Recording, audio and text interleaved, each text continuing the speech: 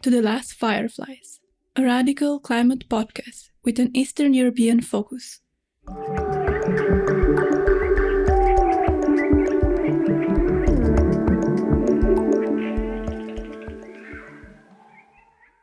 Hi everyone, we're back with the last Infospill of this season, and we are dealing with another super important topic today, which you may have heard about a little bit because it's being written about in the last few months more. So we're going to talk about the Atlantic Meridional Overturning Circulation, the AMOC. We're just going to say the small name, the AMOC. And it's me today, Em, and we also have Robi and Annie. Hi. Hey. Robi will tell us the ways in which the AMOC works or might stop working, maybe. Hopefully not, but probably maybe. We will find out soon. And me and Em will put the usual questions that arise when we hear this information. And we need clarifications as people that are not really into the science of it, as Robi is. Well, I would hope you are into it, but you don't know it, so hopefully. That's what I meant. Yeah, I'm just joking. Yeah, hi. First of all, I'm still fighting a cold, so my voice is not in the best shape, but I'm treating myself with influx of fresh tea, and hopefully my voice will bounce back to a strong interstitial state and not collapse. That's an AMOC joke. I'm sorry for it. Okay, so today we are talking about the AMOC. The acronym means Atlantic Meridional Overturning Current. That's the last time you will hear that on the episode. So the AMOC is basically this set of currents that transport water and heat and salinity, salt around the Atlantic Ocean, which is the AMOC component, but there's actually a big circulation all around the globe that connects also the Indian Ocean and the Southern Ocean and the Pacific Ocean. Together they are called the thermohaline circulation. Thermo is heat, haline means salt, so it transports heat and salt around the globe.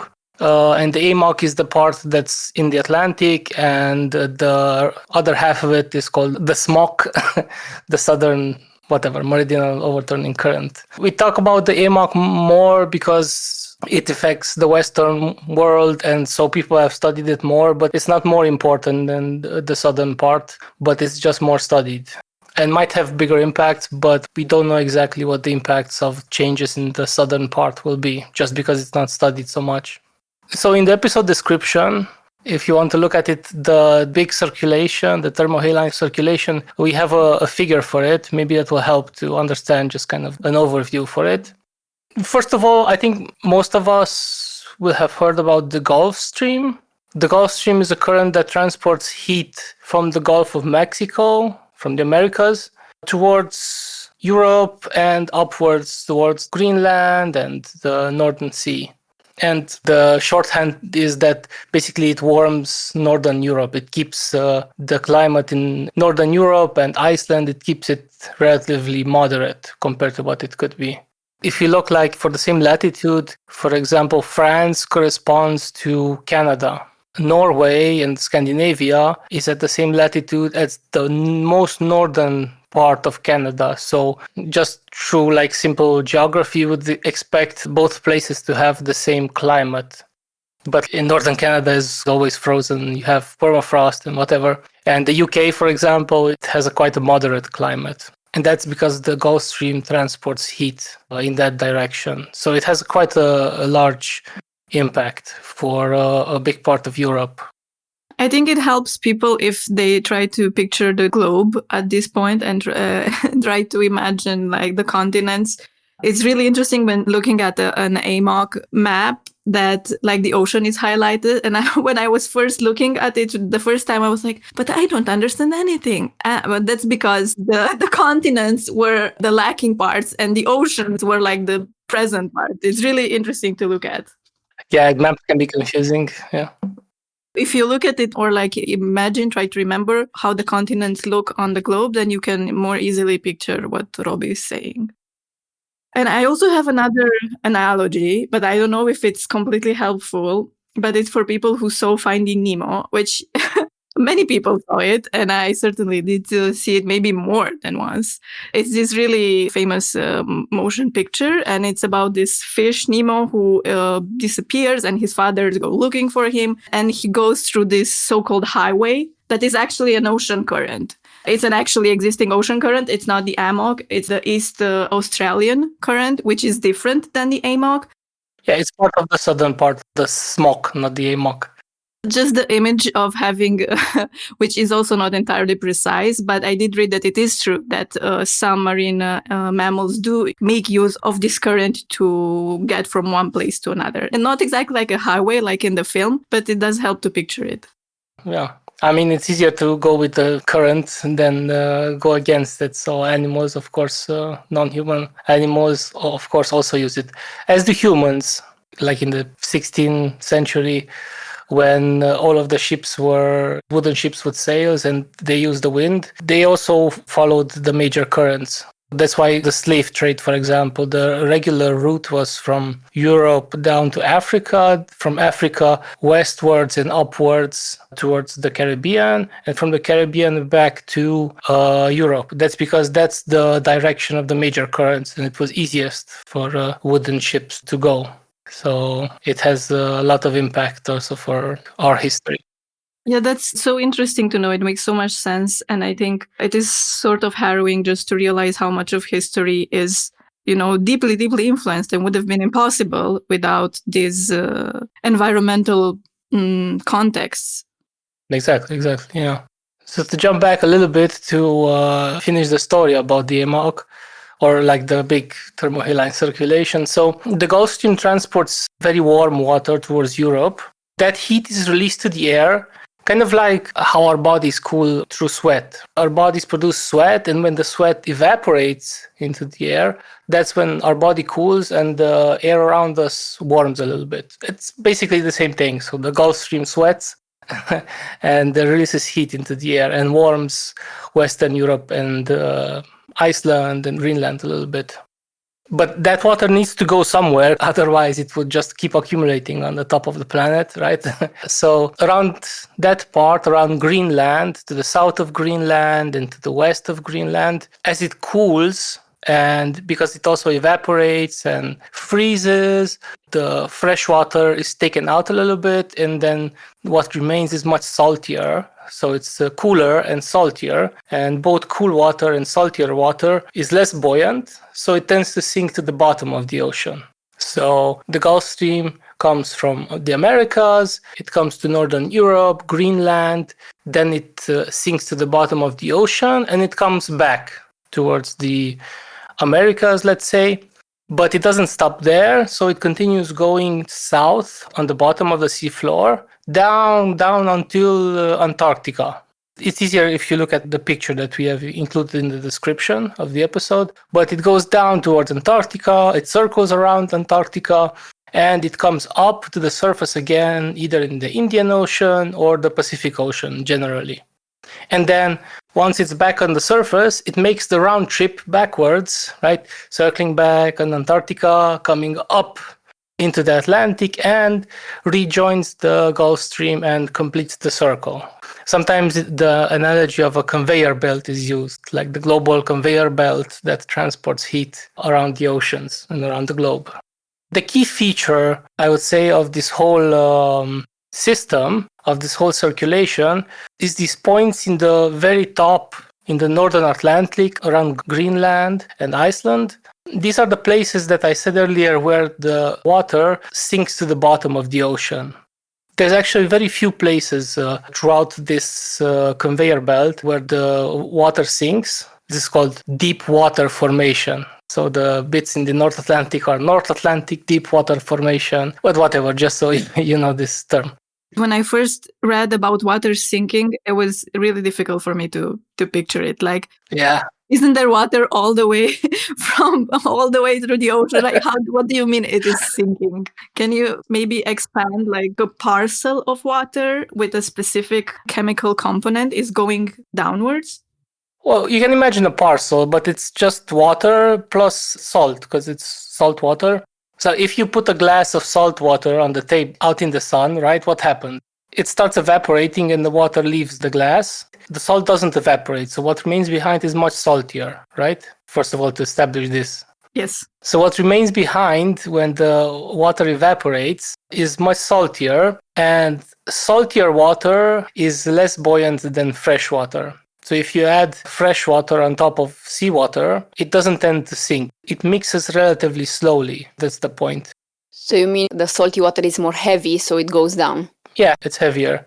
And then the water that is already there, that it's not so salty as the one that came with the stream, it tends to form kind of like on top of it. And then that's how it sinks, the salty one. Does it make sense what I'm describing? It doesn't form on top of it because it comes with the Gulf Stream, but it becomes more salty as it evaporates, yeah, and then it sinks down. It's easiest maybe to understand if you imagine what happens in a cold room that is heated by, let's say, an electric heater put somewhere in a corner. So the heater warms the air around it, which is less buoyant than the cold air in the rest of the room, so it will tend to rise. Close to the ceiling, the air will be warmest. Close to the floor, it will be coldest. So this will give rise to a natural motion of air currents. The hot air on top will eventually cool and go back down. The new hot air that is formed close to the heater will tend to rise. And this will make a kind of a loop, a constant motion of air currents. And this is basically what happens in the case of the AMOC. It's just that you don't have a heater, you have like a cooler on top, because as the water evaporates, it cools. So it's kind of the opposite effect, but it generates the same kind of currents. And once the currents are in motion, it no longer displaces any water. There's just the constant motion. New water comes and sinks, and then other water comes and then sinks. Yeah, okay. I love how we're doing like middle grade physics right now as adults. Because obviously, this is something people need now for real. It's important to understand this because it's the key element of the whole AMOC collapse problem. For me, it's also a question when we say that this is more warm current. Is it warm because it starts warm, because it's like more warm in the Gulf? But then how it keeps its warmness as it goes and it doesn't lose it? Well, it doesn't. Like it sweats, as I said, and it evaporates water and it warms the atmosphere and it cools.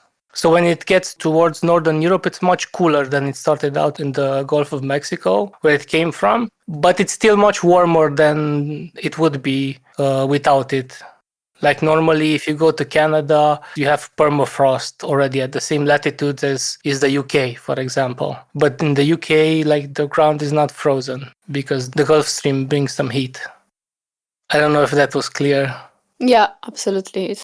Right. So these are the key points where the so-called deep water forms, where the cooler, saltier water sinks to the bottom. That happens mostly in the North Atlantic, as I said, around Greenland, and in one or two places around Antarctica. But really the most important part is this place in the North Atlantic.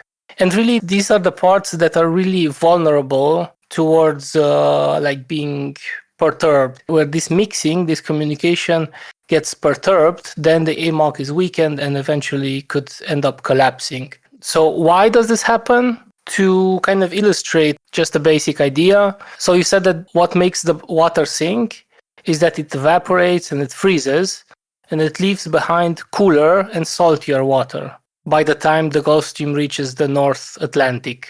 But as the planet warms, the ice sheet from Greenland and other parts that have ice, as the ice melts, it pumps this water into the North Atlantic. And this is fresh water with very low salinity, and so it decreases overall the salinity of the Gulf Stream in those places. So the key element was for the water to become very salty by the time it reaches the North Atlantic so that it can sink. But this influx of fresh water due to melting ice caps, this makes the water fresh, it dilutes the salinity, and it counteracts a little bit this tendency for the water to sink. So it slows the currents because of this. And we can imagine like an extreme version where so much water is pumped into the North Atlantic that this current stops completely. The water can no longer sink. Kind of like the ocean becomes a big lake. Kind of, yeah. They would not stop completely, these currents, but in those parts of the North Atlantic, that connection, that communication between the top warm water and the cold bottom water would stop, more or less. Yeah. There's been a lot of research about this, how this happens, when this happens. So first of all, the AMOC has a tipping point behavior. So if we reach the temperature at which the tipping point is activated, the AMOC will collapse inevitably. But we just cannot fully nail or find exactly what is that temperature rise, at what level of global warming the AMOC will collapse.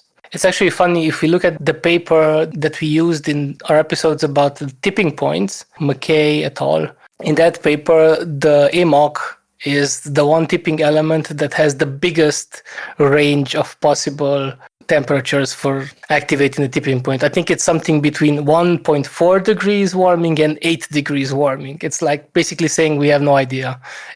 Any temperature might be the right answer. But it just reflects how poorly climate models used to be able to simulate the behavior of the AMOC. Now they are getting better. People are developing specific models to actually study the AMOC, etc. But yeah, it's still a very tough problem. Is there something in the complexity of it that is different from other things? Also because it depends on ice sheets melting. So it depends on something else? Yeah. So basically climate models are just a bunch of equations. They are a bunch of equations that simulate the atmosphere and the oceans, and that are put on top of the planet, on the globe, right? And there are two aspects here. First of all, the melting of the ice sheets, it's something that you need to add by hand. They cannot capture the melting of ice. So usually this influx of fresh water is something people add by hand according to what they think it is or what they want to study. It's not an emergent property. And I think even the most cutting edge models that are used by the IPCC, even those do not take into consideration the meltwater from Greenland, for example, implicitly.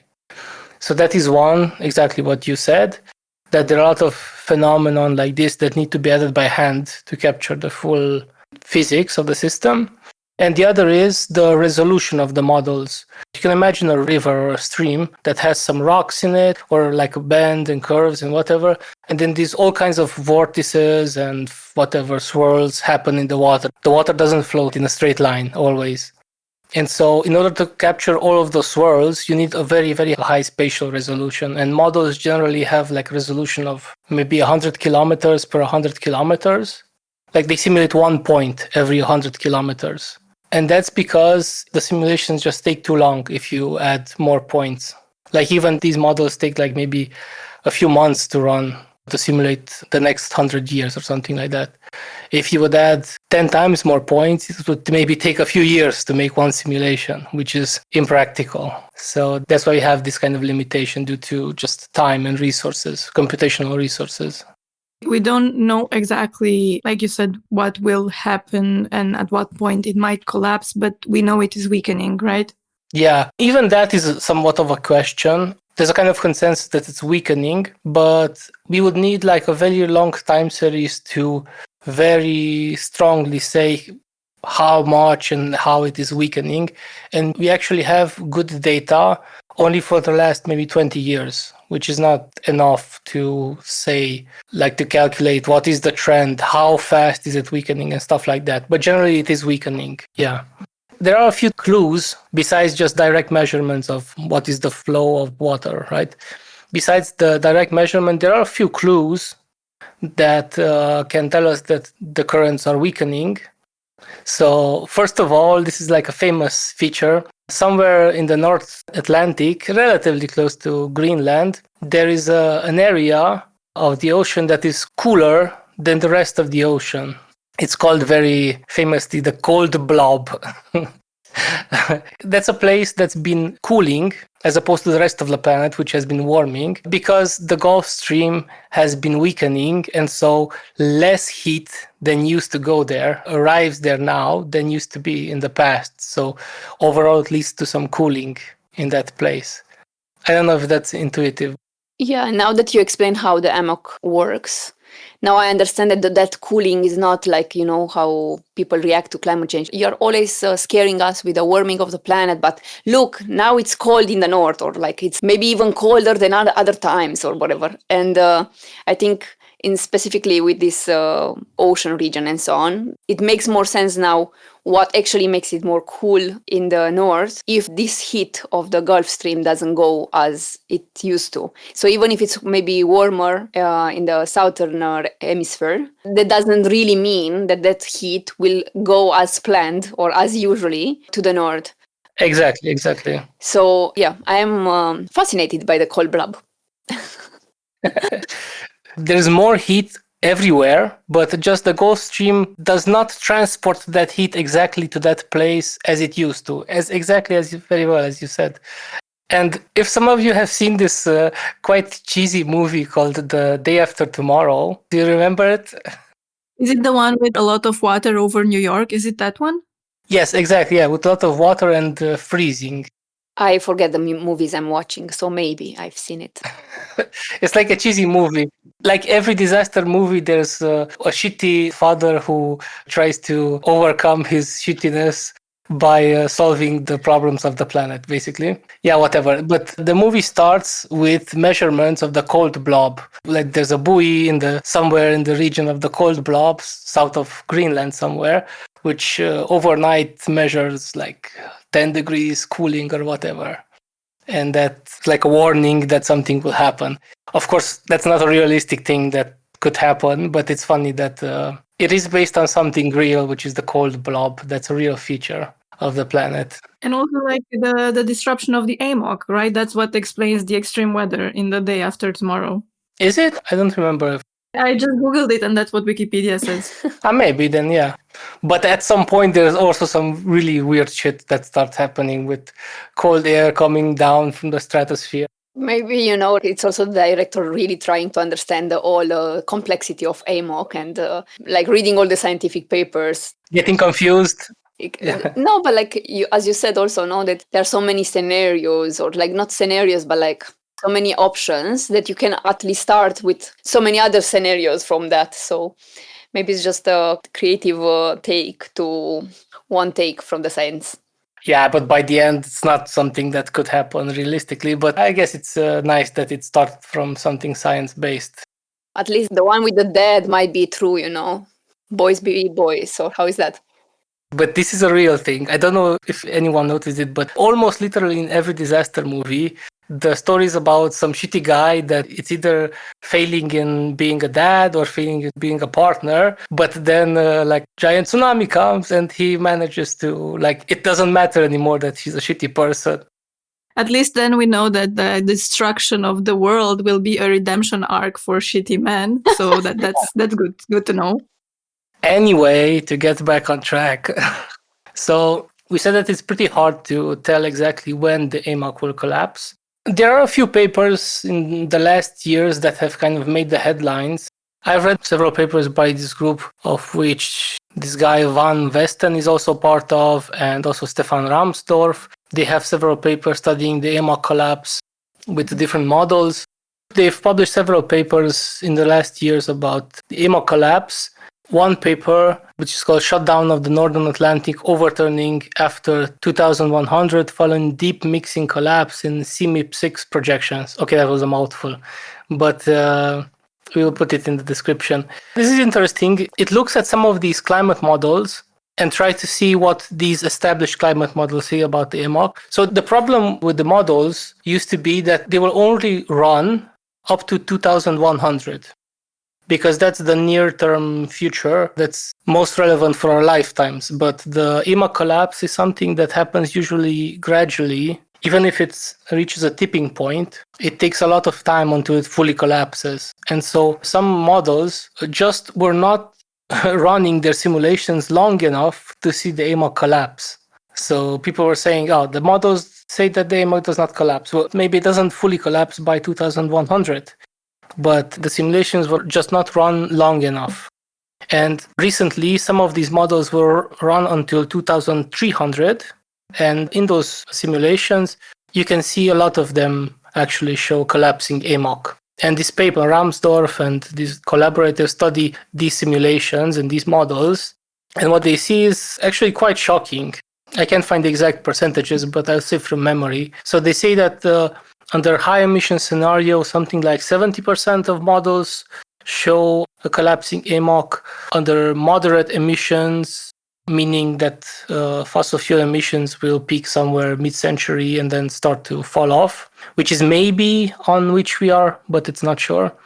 So for moderate emissions, something like 37% of models show a collapsing AMOC, and even under low emissions, which would keep us below 2 degrees warming, even under those conditions, 25% of models see a collapsing AMOC.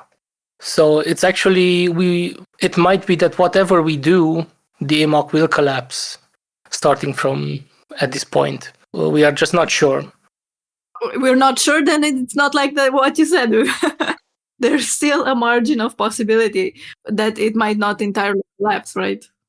Yeah, but before the IPCC was saying that the probability of AMOC collapse, even under moderate scenarios, is very, very unlikely by 2100. So it's an important change that even under low emissions today, these models show that AMOC could collapse. This is a huge shift from previous results.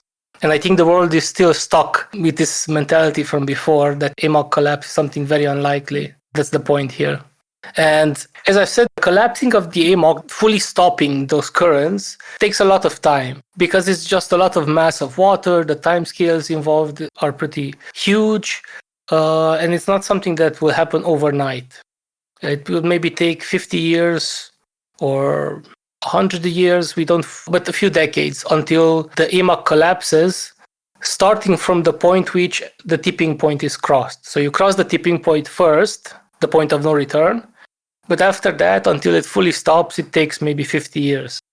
It's like maybe, Ani, you have a driver's license also for trucks and stuff. So you know that stopping a small car is much easier than stopping a truck, for example, right? Just because it has a lot of inertia. Yeah, that all the drivers from the small category, like small cars category, should actually know. That's why you don't go with a small car in a sudden way in front of the big car, because the big car can't stop so easily. Safe driving tips. Yeah. So the intuition of most drivers is formed on small cars, and like our intuition is also formed mostly on systems that can be stopped quite easily. But the AMOC is such a huge system that even if the engine that drives it stops, right, this sinking of water in the north, even if the engine stops, it takes a lot of time until all of the currents stop. And I keep imagining this, that maybe we don't even know what other currents might start. I do wonder if it's something that is included in the multiple possibilities, because I'm imagining if one current, like this current specifically, will stop and will not work, maybe there will be other formations, other routes. For example, if it doesn't go so far in the north because there is too much unsalty water in the north now because of the warming of the planet, then that water that started already to move will have to stop somewhere, maybe on a shore. Does it make sense what I'm saying? Or is it even true what I'm imagining? Yeah, it's kind of like that. But most importantly, you won't have this conveyor belt that moves from the top of the ocean to the bottom, right? And cycles heat and salt. You'll definitely have some currents that move on the top of the water. That's for sure. Like the ocean will not fully stop, but you will not have this conveyor belt anymore. If you think of this as one giant circle that goes through the whole Atlantic, right? It will maybe break down into two circles, one in the North Atlantic and one in the South Atlantic. And the communication between the two and the transport of heat between the southern part and the northern part stops. That's the main point. Not that the currents stop completely, but that the communication between the top and the bottom and between the south and the north stops. And so heat will no longer be transported, at least not so much, from the southern hemisphere of the planet to the northern hemisphere. And that would lead to warming in the southern hemisphere and some cooling in the north. So your intuition is correct. It just needed some details more. One last thing I want to say So even though the full collapse of the AMOC takes a lot of time, as I said, 50 years maybe, but that's to fully stop it. But a big question in the scientific literature is, where is the tipping point, or what warning signs do we have that tell us we are close to a tipping point? And there are several things that have been researched. For example, I think also this guy Van Westen has a new paper that shows that, for example, the place where the Gulf Stream flows at some point might jump northward with like 200 kilometers if the AMOC starts collapsing. And that is a sign. This big shift would be a sign that we are close or we have passed the tipping point. Another key element would be if we go to measure exactly how much water is sinking to the bottom of the ocean in the far, far north to the east of Greenland. That's actually the place where the most water sinks, where this mixing is the heaviest. And the mixing will stop completely if the AMOC collapses. But most importantly, the simulations show that the stoppage of the sinking of the water in that very northern place, in the North Seas, that's the first signal that the AMOC might collapse. And simulations show that that could be as soon as 10 years, 20 years in the future, 2040, 2050, or possibly we could have even surpassed it. But politically, as you kind of tried to say, politically, the most important scenario is when the tipping point is close, but we have not crossed it, and there is still stuff that we can do. And so these papers, a lot of them show that the collapse of this deep water formation in the north, this might be as soon as 10, 20 years from now. And this is the first warning sign that the AMOC is on a path to collapse, even if it would take long. It is all just so complex, it's so big, it's so global, and there are many tipping points to take into account. It's really hard to envision what could happen, what will happen. Of course, we do not know that. And they influence each other, right? So the AMOC weakening will influence other tipping points, like the melting of the sea ice. And the melting of the sea ice will influence the AMOC. Everything is related.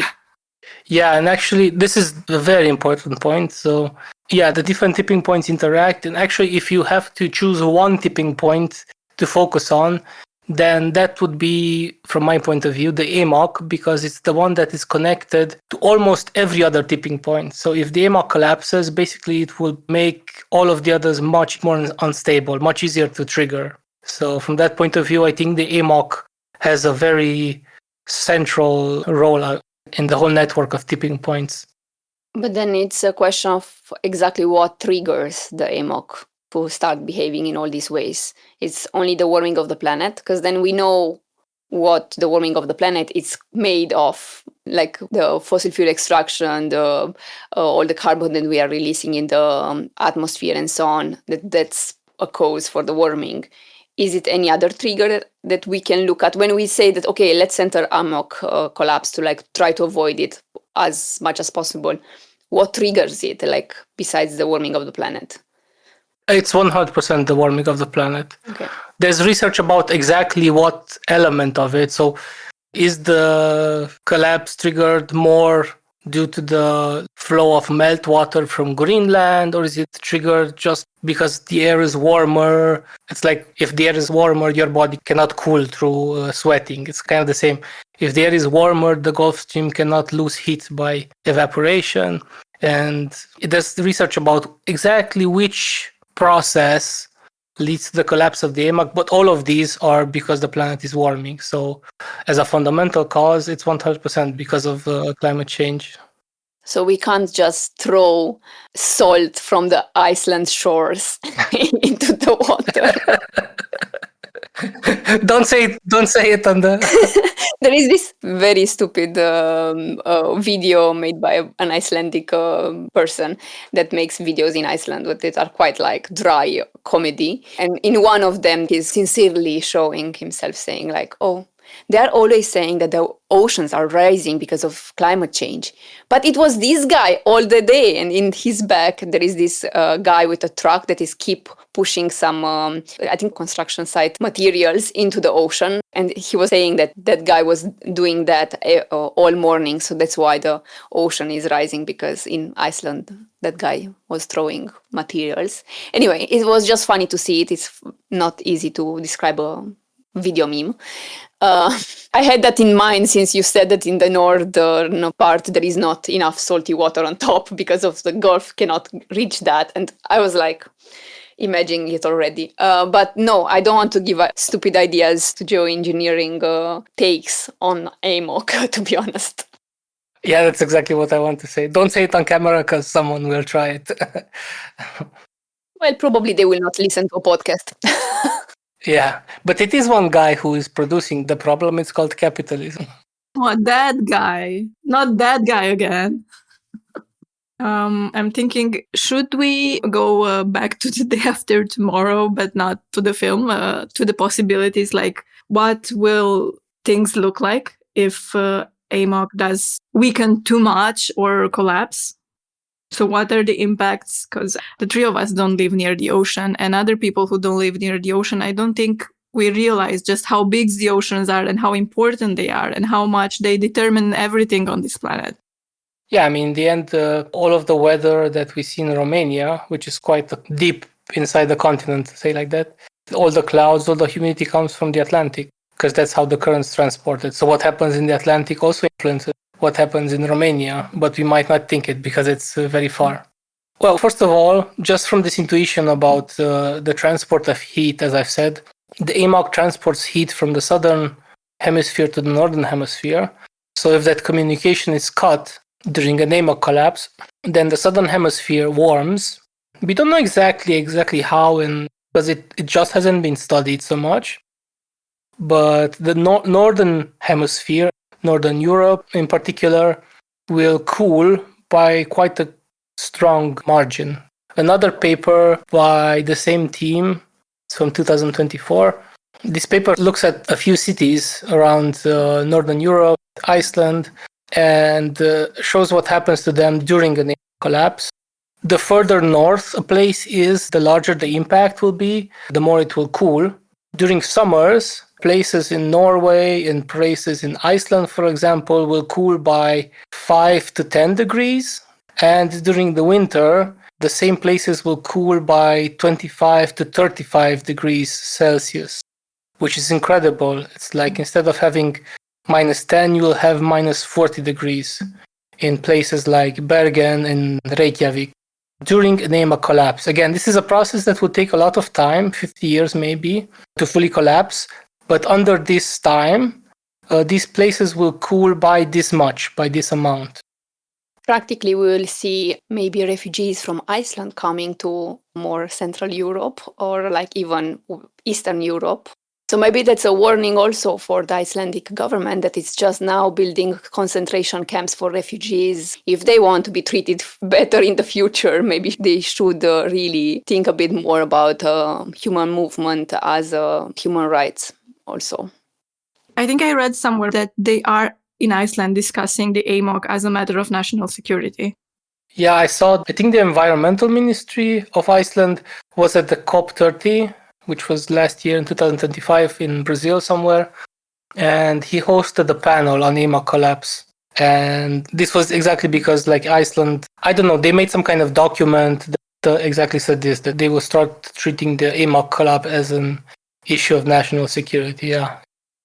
I know for a fact, because I used to live there, that the general state, or at least back in the times, so like 5-6 years ago, it was really not such a pressuring subject for the general population. But they do have a lot of, that's why I mentioned the No Borders and the refugees solidarity movements, because they are like having tougher and tougher legislations for them instead of really real solidarity that they can actually do because they are not part of EU.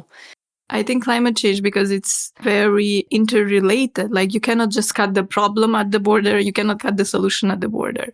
You cannot do anything at the border because there is no such border, like a national border. So I don't know how are we going to solve it without overcoming nationalisms. Yeah, especially in Europe, we see that a lot of the countries in the area will be affected, and even the ones that are further away will be affected, maybe not because of cold, but because of droughts. So the other effect of AMOC collapse will be drought in many places. The cause is human activity and climate change. The process happens in the Atlantic Ocean, but the effects will be felt also in Austria and Senegal. So there's just no way to treat this as just a national problem within national borders, which I think there should be no borders. But even if there are borders, this would make no sense in this context. Like it prevents you from treating the fundamental causes instead of just, patching some symptoms.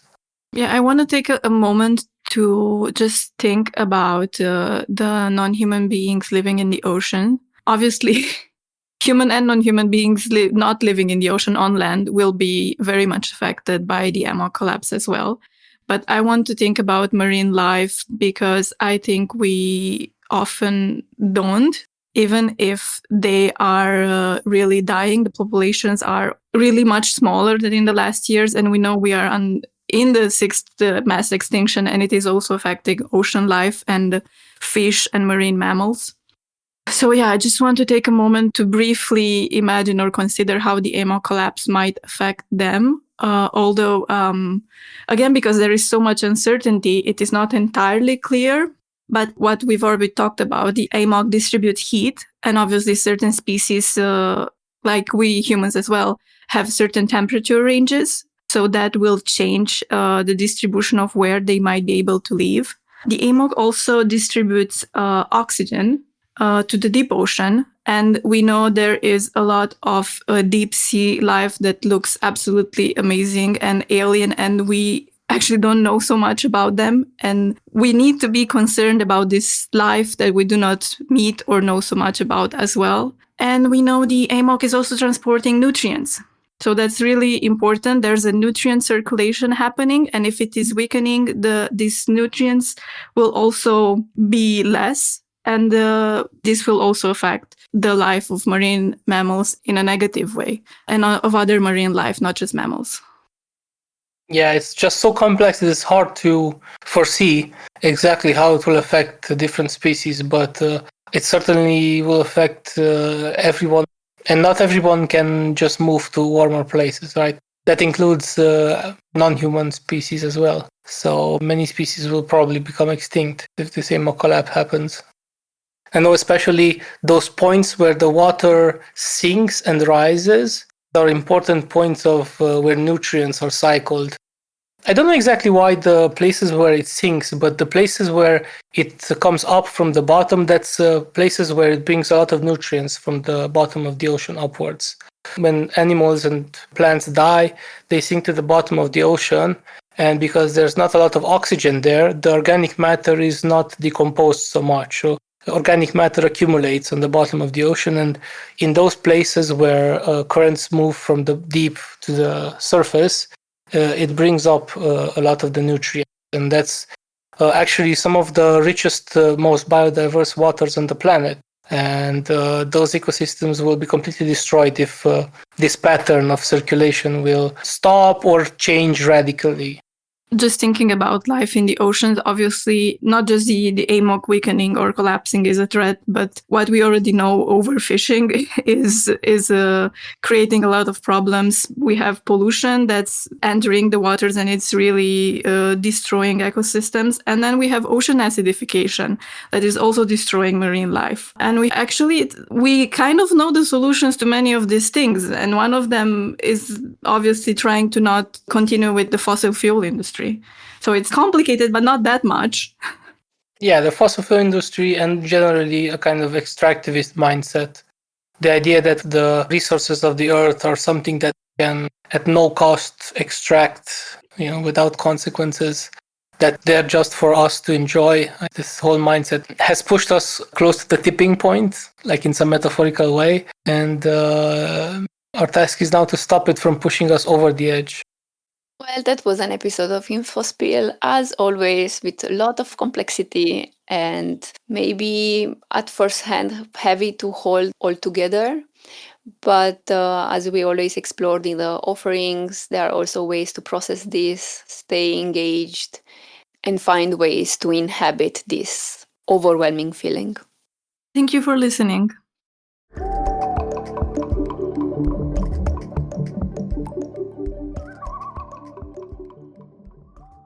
This is not an ad, because we don't have ads. This is a fully listener-supported podcast, so please support us if you can.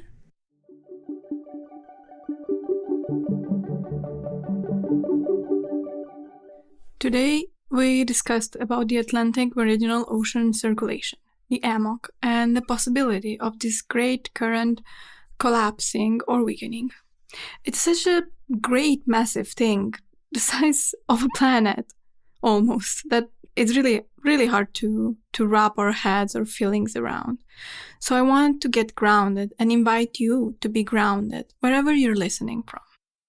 I'll read a poem that I translated in English from my debut poetry collection in Romanian, Cea mai norocoasă ființă, something like the luckiest being. And I invite you to take it as literally as you can. Depending on where you are and how you feel, you'll be able to acquire or get a hold of some of the ingredients for this poem, which is a recipe. Some of them can be swapped. You'll easily see which ones. Just remember to swap them for something else that is also edible. This recipe came to me a few years ago in late spring, around May or June. And it's one way of attuning with the plant life around me in the face of many crises, and of finding solace in this communion. To me, it's also a way of connecting to my grandmother, whom I remember making a similar drink, though I do not know what emotions she stirred inside it. It was always sweet and fresh when I was a child drinking it.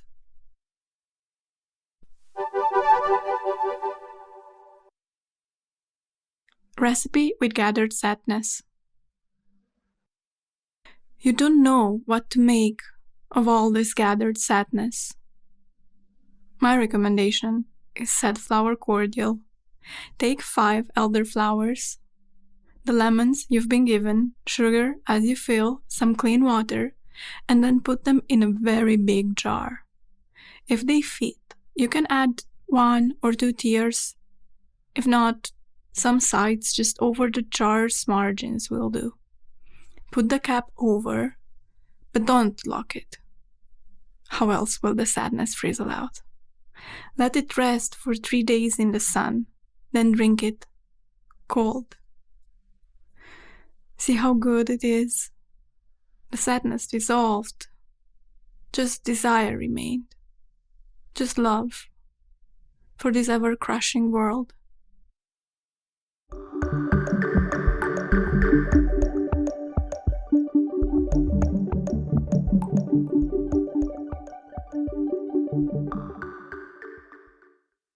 Thank you for listening to The Last Fireflies. We're a small autonomous group and we're listener supported. So if you can contribute to our Patreon, please do. This money will go to support the work we are doing on this podcast and keep it going. But not only. After we reach a certain threshold, we aim to try to distribute it so as to help grow the climate movement in Romania and then maybe even further in a bigger network in the Balkans and Eastern Europe. Thanks so much.